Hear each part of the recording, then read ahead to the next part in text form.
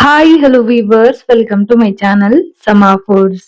ಇವತ್ತಿನ ವಿಡಿಯೋದಲ್ಲಿ ಡಾಬಾ ಸ್ಟೈಲ್ ಶಾಹಿ ಪನ್ನೀರ್ ಕುರ್ಮಾ ರೆಸಿಪಿನ ಶೇರ್ ಮಾಡ್ತಾ ಇದ್ದೀನಿ. ಸೂಪರ್ ಆಗಿರತ್ತೆ. ಸೇಮ್ ಟು ಸೇಮ್ ಡಾಬಾ ಇಂದಾನೆ ತಗೊಂಬಂದಿದೀವೇನೋ, ರೆಸ್ಟೋರೆಂಟ್ ಅಲ್ಲೇ ತಿಂತಾ ಇದೀವೇನೋ ಅನ್ಸುತ್ತೆ. ಸೊ ಮಿಸ್ ಮಾಡದೆ ಟ್ರೈ ಮಾಡಿ. ಮೊದಲಿಗೆ ಒಂದು ಕಡಾಯಿಗೆ 2-3 ಚಮಚ ಆಗುವಷ್ಟು ಎಣ್ಣೆ, ತೆಳುವಾಗಿ ಉದ್ದಕ್ಕೆ ಕಟ್ ಮಾಡಿರುವಂತ 3 ಈರುಳ್ಳಿನ ಸೇರಿಸಿದೀನಿ. ಇದೆಲ್ಲ ಪೂರ್ತಿ ಕಲರ್ ಚೇಂಜ್ ಆಗ್ಬೇಕು. ಈ ಬಿರಿಯಾನಿಗೆಲ್ಲ ಈರುಳ್ಳಿನ ಫ್ರೈ ಮಾಡ್ಕೊಂತಾರಲ್ಲ ಅದೇ ತರ ಪೂರ್ತಿಯಾಗಿ ಕಂದು ಬಣ್ಣ ಬರೋವರೆಗೂ ಈರುಳ್ಳಿನ ಚೆನ್ನಾಗಿ ಫ್ರೈ ಮಾಡ್ಕೊಂಡು ತಗೊಳ್ಳಿ. ಈ ಈರುಳ್ಳಿ ಟೇಸ್ಟೇ ಇದ್ರಲ್ಲಿ ತುಂಬಾ ಹೈಲೈಟ್ ಆಗಿ ಮತ್ತೆ ಕ್ರೀಮಿ ತುಂಬಾ ರುಚಿಯಾಗಿರುತ್ತೆ. ಸೊ ಹಾಗಂತ ಕಪ್ಪಾಗೆಲ್ಲ ಮಾಡ್ಕೊಂಡು ಸೀದೋಗೋ ತರ ಈರುಳ್ಳಿನ ಫ್ರೈ ಮಾಡ್ಕೊಳ್ಬೇಡಿ. ಇವಾಗ ನೋಡಿ ಈರುಳ್ಳಿ ಫ್ರೈ ಆಗಿದೆ. ಅದ್ರಲ್ಲಿರುವಂತ ಎಕ್ಸ್ಟ್ರಾ ಆಯಿಲ್ನೆಲ್ಲ ತೆಗೆದು ಇದನ್ನ ಒಂದು ಮಿಕ್ಸಿ ಜಾರ್ಗೆ ತೆಗಿತಾ ಇದ್ದೀನಿ. ಇವಾಗ ನೋಡಿ ಫ್ರೈ ಮಾಡಿರೋ ಈರುಳ್ಳಿನೆಲ್ಲ ಮಿಕ್ಸಿ ಜಾರ್ಗೆ ತೆಗೆದಿಟ್ಕೊಂಡಿದೀನಿ. ಈಗ ಇದಕ್ಕೇನೆ 1 ಗೆಡ್ಡೆ ಬೆಳ್ಳುಳ್ಳಿನ ಸಿಪ್ಪೆ ತೆಗೆದು ಸೇರಿಸ್ತಾ ಇದ್ದೀನಿ. ಜೊತೆಗೆ 1 ಇಂಚಷ್ಟು ಶುಂಠಿನ ಕೂಡ ತೆಳ್ಳಗೆ ಕಟ್ ಮಾಡಿ ಸೇರಿಸಿದೀನಿ. 8ರಿಂದ 10 ಗೋಡಂಬಿನ ಒಂದ್ 2 ಗಂಟೆ ಬಿಸಿನೀರಲ್ಲಿ ನೆನ್ಸಿಟ್ಕೊಂಡಿದ್ದೆ. ಸೊ ಅದನ್ನ ಕೂಡ ಆ ನೀರಿನ ಸಮೇತಾನೆ ಸೇರಿಸ್ಬೇಕು. ಜೊತೆಗೆ ಒಂದು 1/4 ಕಪ್ ಆಗುವಷ್ಟು ಮೊಸರು, ಬೇಕಂದ್ರೆ ಜಾಸ್ತಿ ಕೂಡ ಹಾಕೋಬಹುದು. ಹುಳಿ ಇರಬಾರ್ದು, ಸ್ವಲ್ಪ ಸಪ್ಪೆ ಮೊಸರನ್ನೇ ತಗೊಳ್ಳಿ. ಈಗ ಇದನ್ನ ನೈಸ್ ಆಗಿ ಗ್ರೈಂಡ್ ಮಾಡ್ಕೊಂಡು ಒಂದು ಬೌಲಲ್ಲಿ ತೆಗೆದು ಸೈಡ್ ಅಲ್ಲಿ ಎತ್ತಿಟ್ಕೊಂತೀನಿ. ಈಗ ಅದೇ ಮಿಕ್ಸಿ ಜಾರ್ಗೆ 2 ಹುಳಿ ಟೊಮ್ಯಾಟೋನ ಸೇರಿಸಿ ಗ್ರೈಂಡ್ ಮಾಡ್ಕೊಂಡು ಇದನ್ನು ಕೂಡ ಸೈಡ್ ಅಲ್ಲಿ ಎತ್ತಿಟ್ಕೋಬೇಕು. ಇದಾದ ನಂತರ ಆವಾಗ್ಲೇ ನಾವು ಈರುಳ್ಳಿನ ಫ್ರೈ ಮಾಡ್ಕೊಂಡ್ವಲ್ಲ, ಅದೇ ಎಣ್ಣೆಗೆ ಅರ್ಧ ಚಮಚ ಆಗುವಷ್ಟು ಜೀರಿಗೆನ ಸೇರಿಸ್ತಾ ಇದ್ದೀನಿ. ಸ್ವಲ್ಪ ಜೀರಿಗೆನ ಜಾಸ್ತಿ ಹಾಕಿದ್ರೆ ಚೆನ್ನಾಗಿರತ್ತೆ. ಒಂದೇ ಒಂದು ಪಲಾವ್ ಎಲೆ. ಇದೆಲ್ಲ ಚೆನ್ನಾಗಿ ಚಿಟಪಟ ಅನ್ನೋವಾಗ ಟೊಮ್ಯಾಟೊ ಪ್ಯೂರಿನ ಸೇರಿಸಿ ಅದ್ರದ್ದು ಹಸಿ ವಾಸನೆ ಎಲ್ಲ ಹೋಗೋವರೆಗೂ ಚೆನ್ನಾಗಿ ಬಾಡಿಸ್ಕೋಬೇಕು. ಹಸಿ ವಾಸನೆ ಹೋದ ನಂತರ ಲೈಟ್ ಆಗಿ ಅದು ಎಣ್ಣೆ ಬಿಟ್ಕೊಳ್ಳುತ್ತೆ. ಅಲ್ಲಿವರೆಗೂ ಇದನ್ನ ಚೆನ್ನಾಗಿ ಬಾಡಿಸ್ಕೊಳ್ಳಿ. ಇವಾಗ ನೋಡಿ ಚೆನ್ನಾಗಿ ಫ್ರೈ ಆಗಿದೆ. ಈಗ ಇದಕ್ಕೆ ನಾವು ಆಗ್ಲೇ ಮಸಾಲೆದು ಪೇಸ್ಟ್ ಅನ್ನ ಮಾಡಿ ಇಟ್ಕೊಂಡಿದ್ವಲ್ಲ ಅದನ್ನ ಸೇರ್ಸಿದೀನಿ. ಈಗ ಇದನ್ನ ಒಂದ್ 2ರಿಂದ 3 ನಿಮಿಷ ಕಡಿಮೆ ಊರಿನಲ್ಲಿ ಮಿಕ್ಸ್ ಮಾಡ್ಕೊಂಡು ಹೋಗ್ಬೇಕು. ಪೂರ್ತಿಯಾಗಿ ಮಿಕ್ಸ್ ಮಾಡ್ಕೊಂಡಿದ್ದಾದ ನಂತರ ಇದಕ್ಕೆ ಒಂದಷ್ಟು ಮಸಾಲೆ ಪುಡಿಗಳನ್ನ ಸೇರಿಸ್ಬೇಕಾಗತ್ತೆ.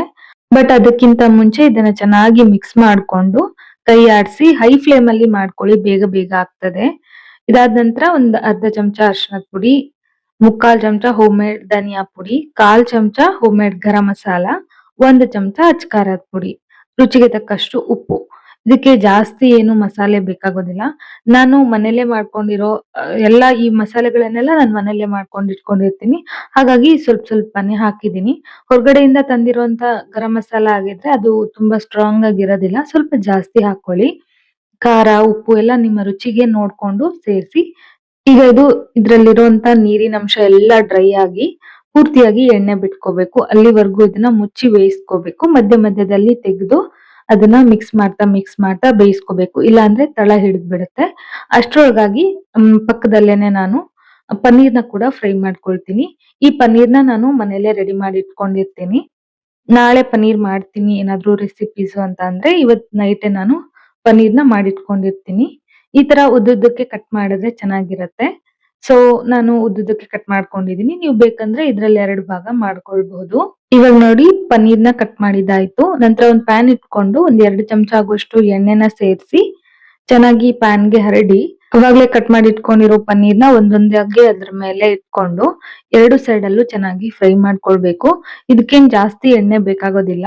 ಕಮ್ಮಿ ಎಣ್ಣೆಲೆ ಇದನ್ನ ಚೆನ್ನಾಗಿ ಫ್ರೈ ಮಾಡ್ಕೊಂಡು ಈ ತರ ತೆಗ್ದಿಟ್ಕೊಂಡ್ಬಿಡಿ. ಈ ತರ ಫ್ರೈ ಮಾಡಿ ಕರಿಗೆ ಸೇರ್ಸೋದ್ರಿಂದ ತುಂಬಾ ರುಚಿಯಾಗಿರತ್ತೆ. ಅದೇ ನಾವು ಹೊರಗಡೆಯಿಂದ ತಂದಿರೋ ಪನ್ನೀರ್ ಆದ್ರೆ ಅದೊಂಥರ ರಬ್ಬರ್ ತರ ಹೋಗ್ಬಿಡುತ್ತೆ. ನನ್ಗಿಷ್ಟ ಆಗಲ್ಲ. ಸೊ ನಾನ್ ಮನೇಲೆ ಮಾಡ್ಕೊಳ್ತೀನಿ. ಇವಾಗ ನೋಡಿ ಅವಾಗ್ಲೇ ನಾವು ಆ ಕರಿ ಬೇಸ್ನ ಫ್ರೈ ಮಾಡ್ಕೊಂಡು ಅದನ್ನ ಮುಚ್ಚಿಟ್ಟಿದ್ವಿ ಅಲ್ವಾ, ಸ್ವಲ್ಪ ಎಣ್ಣೆ ಬಿಡೋವರೆಗೂ ಫ್ರೈ ಮಾಡ್ಕೋಬೇಕು ಅಂತ ಹೇಳಿ. ಸೊ ಅದು ಕೂಡ ಮಧ್ಯ ಮಧ್ಯದಲ್ಲಿ ನಾನು ಮಿಕ್ಸ್ ಮಾಡ್ಕೊಂಡಿದ್ದೆ. ಸುತ್ತ ಎಣ್ಣೆ ಬಿಟ್ಕೊಂಡಿದ್ದೆ, ಗಟ್ಟಿ ಆಗಿದೆ. ಸೊ ಈಗ ಇದಕ್ಕೆ ನಮ್ಗೆ ಬೇಕಾಗಿರೋಷ್ಟು ನೀರನ್ನ ಹಾಕಿ ಗ್ರೇವಿ ತೆಳ್ಳಗ್ ಬೇಕಾ ಗಟ್ಟಿ ಆಗ್ಬೇಕಾ ಅಂತ ನೋಡ್ಕೊಂಡು ಕನ್ಸಿಸ್ಟೆನ್ಸಿನ ಅಡ್ಜಸ್ಟ್ ಮಾಡ್ಕೋಬೇಕು. ಅದು ಚೆನ್ನಾಗಿ ಕುದಿಯೋವಾಗ ಒಂದ್ 2 ಕುದಿ ಬಂದಾದ ನಂತರ ಫ್ರೈ ಮಾಡಿಟ್ಕೊಂಡಿರೋ ಪನ್ನೀರು ಹಾಗೆ ಒಂದೇ 1 ಚಮಚ ಕಸೂರಿ ಮೇಥಿನ ಸೇರಿಸ್ತಾ ಇದ್ದೀನಿ.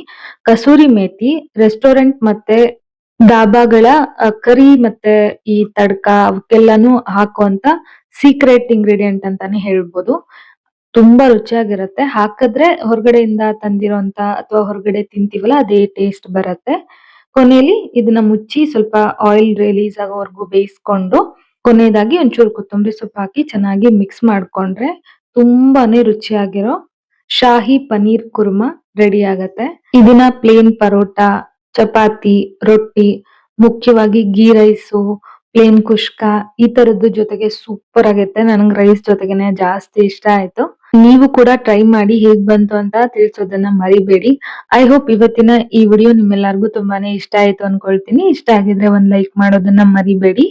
ಮುಂದಿನ ವಿಡಿಯೋದಲ್ಲಿ ಮತ್ತೊಂದು ಟೇಸ್ಟಿ ರೆಸಿಪಿ ಜೊತೆಗೆ ಮತ್ತೆ ಸಿಗ್ತೀನಿ. ಅಲ್ಲಿವರೆಗೂ ಕಾಯ್ತಾ ಇರಿ. Bye friends. Thank you so much.